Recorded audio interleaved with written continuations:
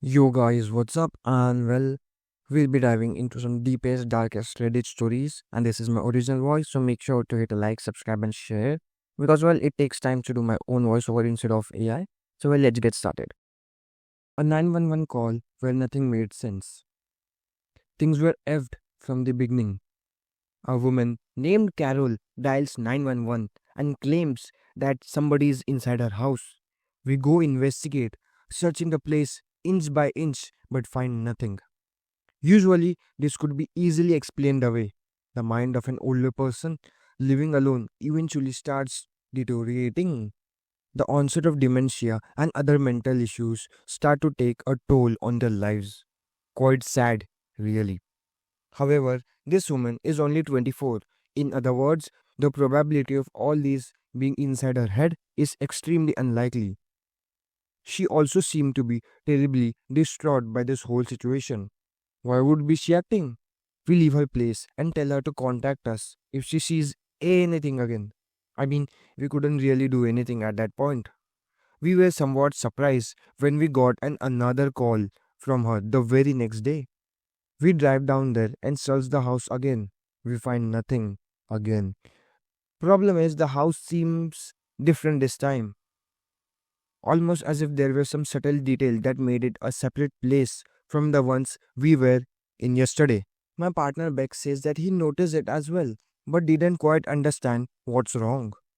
We decide not to say anything about this. As we tell Carol, we came up with nothing. However, she tells us, I recorded him. She says. She takes out her phone and tells us to watch the video that she pulled up. It was a footage in her house. She's running around, breathing frantic. And then we see him, a large figure, covered head to toe in what appears to be a black bodysuit. He lumbers towards the camera as Carol screams and ducks into a room, locking it from inside. There's a few bangs on the door before we can hear the footsteps walking away. We don't know how to react to this footage, but we tried anyways. We come to the conclusion that the man must have left once Carol got behind the door. However, the front door was locked when she came, and Carol told us that she hadn't left the room. Did he also have the keys to her house? That would explain a lot, but it also made the situation a lot worse. We decide to keep an eye on her house for the night. We are discreet, parking about a block down the road in an unmarked car. We are both fully awake, ready to go as soon as we see some sketchy shit. At 2 a.m., we see somebody walking across the road towards her house. However, it isn't the man, it's Carol herself. Beck and I must have had the same look on our faces. What the F? We go out of the car and make our way over there, knocking hard on the front door. However, nobody answers. We can see the lights flicking on and off intermittently, but we are not sure what's that supposed to mean. Was she trying to tell us to leave? We get a call from dispatch a few moments later. They're telling us that Carol has called 911 again, saying that there are multiple people in her house. They ask if we need backup. We say yes. Without another moment of hesitation, we force open the door and barge in. The living room light still flicker on and off, but we see the light switch and nobody is touching it. We call out for Carol, but nobody responds. In fact, the place is quite dead. I can see the neighboring houses starting to turn on their lights from the commotion. We rush up the stairs and start sweeping each room, but there's nothing. Once again, we search the place inch by inch, but there's nothing in here, not even Carol. We clearly saw a few moments earlier. As I pace around in petrified confusion, Beck speaks up. There's a room here that shouldn't be. What the hell are you talking about? I ask in response. I've been counting, he says. There were 9 in total the last time we came. There are 10 now. You didn't notice? I forced myself to think hard. Subconsciously, I knew that something was off, but I couldn't pinpoint exactly what. However, I eventually realized. The basement, there was only door down there last time. Beck nods. 2 now. I don't know what to think. I look at my surroundings and try to make an assessment, but there's really none that can be made. We hear a knock on the door about 10 seconds later. It sounds agitated. We look out the living room windows, but aren't met with the red and blue police light. We are hesitant to answer, of course. I decide to step forward, but Beck pulls me back. He looks at me and shakes his head, whispering, "We left the door open, remember?" He was right. My radio starts crackling. Another call from dispatch. They are telling us that we need to leave the house immediately. That Carol called again, saying we are going to die, in a deadly monotone voice. The knocking has stopped, but we can hear the footsteps in the basement. Something is in here with us. We have decided this was enough. We need to get the F out of here. As we start descending the steps, we hear a voice coming from the kitchen. Carol comes out, blocking her path to the door. She looks detached, with a blank, beady eyes, staring right at us. "Did you find him?" she asked, without the semblance of emotion in her voice. "I think he might be in the basement. Why don't you go check?" Becky and I are frozen in shock. She just keeps looking at us, gesturing towards the basement door every now and then. The footsteps down there sound like they're running in circles now. We ignore her request and abruptly brushing past her and bolting out of the front door. The backup still isn't here, so we decide to get into our car. However, we see somebody down the street peering through our driver's side window. He's large, dressed in what appears to be a black bodysuit. He looks away from the window and directly at us. It's hard to tell from this far, but the suit doesn't seem to have any eye holes. Beck speaks up. "So, please step back from the vehicle." His voice cracks in the middle of the sentence. He's terrified. As soon as Beck stops talking, the figure starts running towards us. It's fast. Too fast. In the time it takes for us to pull up our guns, we have realized that it actually moved past us into the house. We waste no more time running into the car, locking the doors, and waiting until the backup arrives. When it finally does, we are extensively questioned while what appears to be a SWAT team searches the house. However, it isn't the police chief asking us. Instead, it's some guy in a suit that we have never seen before. He asks us things like how many doors were there in the house? And what did Carol look like exactly? And did we ever see a man with one eye wandering around? We answer inconclusively to pretty much all of them. We have no idea what the hell's going on. At one point, we see SWAT members carrying multiple stretchers outside and loading them into their truck. Not an ambulance, mind you, but their own truck. Eventually, the man who was questioning us tells us to go home and report to our station as usual. He tells us not to worry about what we have seen here. I don't know how he expects us to do that. We drive back to the station in complete silence. As we park, Beck finally lets out a sigh. "Jack is effing crazy, dude." I look him in confusion. "What are you talking about? Who the hell is Jack?" He reciprocates an equal confused stare at me. "What the hell are you talking about?" "The dude who owns the house." "What? It was the lady named Carol. How did you forget already?" We hold each other's chaotic gaze for what feels like a minute, but we say nothing further. We both silently exit the vehicle and start heading our separate ways home. We both know that something's terribly wrong with the other. I try not to think about it too much. As my head hits the pillow, I manage to drift off to sleep. About 3 hours later, only to be woken up immediately by the telephone. Barely coherent, I answer it. "We need you." A woman dialed 911. Says somebody's inside her house. My heart sinks slightly. It sinks completely when he tells me the address. It's Carol's. I hang up the phone and slump into the bed. I just want this nightmare to end. I got a voicemail from my wife. She died 10 years ago. When the first voicemail came, I was in the middle of eating dinner, mindlessly flipping through the news on the TV. The screen on my phone lit up and I barely noticed it. Spam calls were part of my daily routine, but this time it wasn't a scam. It was a voicemail from a number I hadn't seen in over a decade. It was her. Hi, it's me. I know this is going to sound strange, but I need you to listen carefully. You. You can't trust him. The voice was unmistakable.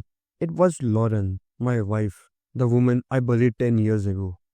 I dropped my fork, the clatter making me jump. For a second, I thought maybe it was a prank. Some cruel scammers who found her voice on old videos I did foolishly uploaded on social media. But then I listened again. There was something about the way she spoke. The cadence, the inflection, the breathiness at the end of her words. It wasn't just Lauren's voice. It was her. She'd been dead for 10 years. Lauren had been my everything. When she died, I was a husk of myself, wandering through the days I can barely recall. A car accident took her from me, quick and brutal. The driver was never found. And now, her voice? It was impossible. The voicemail was time stamped, only a minute before I played it. And when I tried to call the number back, it rang to nothingness. No dial tone, no voicemail box, just an endless void. I listened to the message again and again, the words embedding themselves into my mind. You can't trust him. Who? Trust who? What was she warning me about? The next day at work, I was distracted. Every buzz on my phone made me jump. Every voice in the office sounded like hers. By lunchtime, I couldn't take it anymore and drove home. I needed to listen to it again. Maybe find something I did miss. Not deleted, just gone. As through it never existed. No call log, no voicemail history. My heart sank. Maybe I was losing it. Maybe grief had crept me back in, a decade late, going at my sanity. That's when the second voicemail came. You need to get out of the house. He's watching. I froze. My heart thundered as I glanced around my living room. It was daylight. The sun was streaming in through the windows. Nothing seemed out of place. But the sense of being watched was suffocating. I grabbed my keys and bolted. I drove aimlessly for hours. Lauren's voice playing over and over my head. By the time I returned home, it was dark, and the house felt different. The air was heavy, charged, like the moments before a thunderstorm. And then I noticed the picture frame on the mantel. It was Lauren's favorite photo of us, taken on our honeymoon. I did smash it years ago in a perfect fit of grief, the shards of glass long since swept away. But now it was back, whole, perfect. I was shaking as I approached it. My breath caught when I saw the note tucked behind the frame. He's in the basement. The adrenaline surged as I grabbed the knife from the kitchen and crept down the stairs.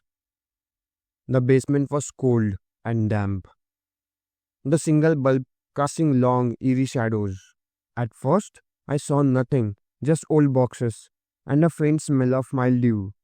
But then I noticed the corner. The shadows didn't line up. I stepped closer, my breath hitching. The air seemed to hum, and for a second, I thought I heard whispering. When I reached the corner, I found nothing but a mirror. It hadn't been there before. The reflection wasn't mine. Lauren's face stared back at me, her eyes wide with terror. Her lips moved silently, forming words I couldn't hear. My knees buckled as the mirror seemed to ripple. The glass wrapping as through she was pressing against it from the other side. Then the whispers started.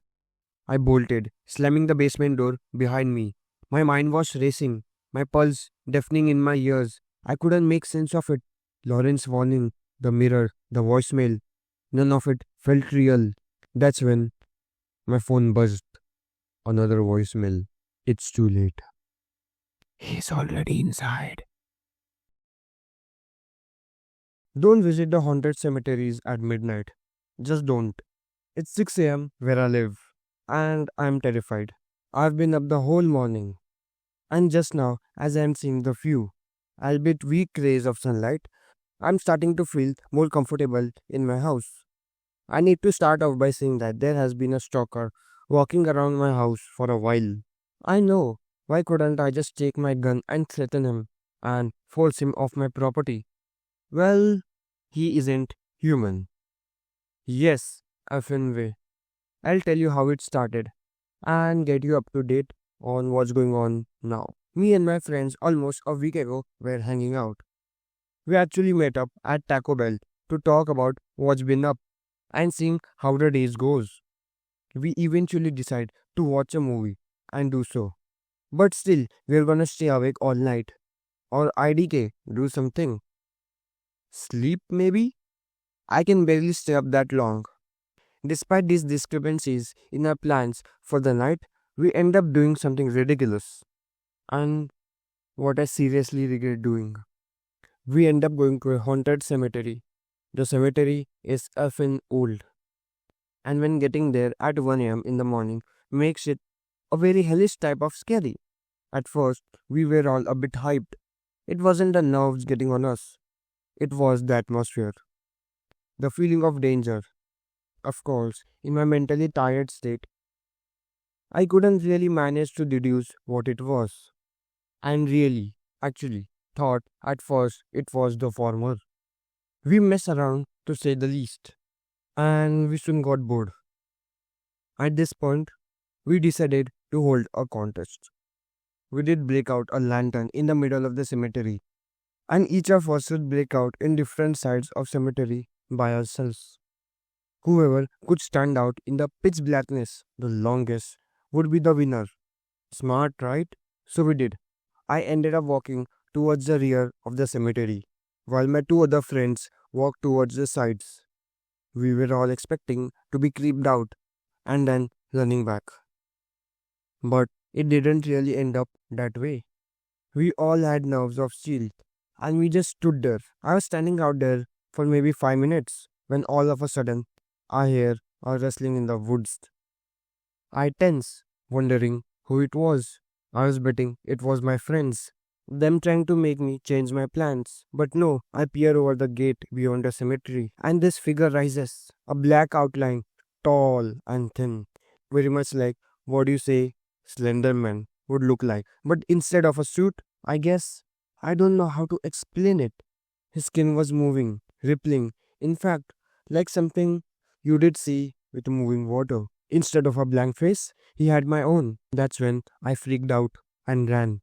I screamed towards the entrance. I jumped into my car and locked the doors and started. As I look outside the car one final time, I'm not seeing the figure, but I see that my friends left. We all drove our own cars, and mine was the only one in the parking lot. Those efforts. I would race back to town, always checking my rear view. At this point, I would stay inside a store or something. But I don't live near a 24-hour store, and so I did have to go directly home. I was smart. I knew going home would be a bad idea, but it was my only option. I sure as hell didn't want to get stuck where I didn't have a gun with me. I woke up the next day and tried to reach out my friends. I asked them what happened last night. They said that a man who was the guard of the cemetery was telling them to get the F out.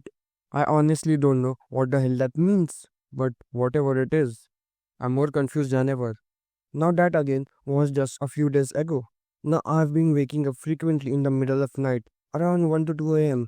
and looking out of the window to see the same figure standing outside. His shifting skin colors, his face now is in absolute black, a void in space, and sometimes I can sense it chuckling, entertained by my fear. He doesn't do much, however, just stands. After 6, he disappears, either walks or fades away. I know it's some sort of supernatural entity, but I don't know exactly. And I'm afraid of messing with this any further. One thing is for certain though, I'm going to talk to that guard. Maybe he knows something about this.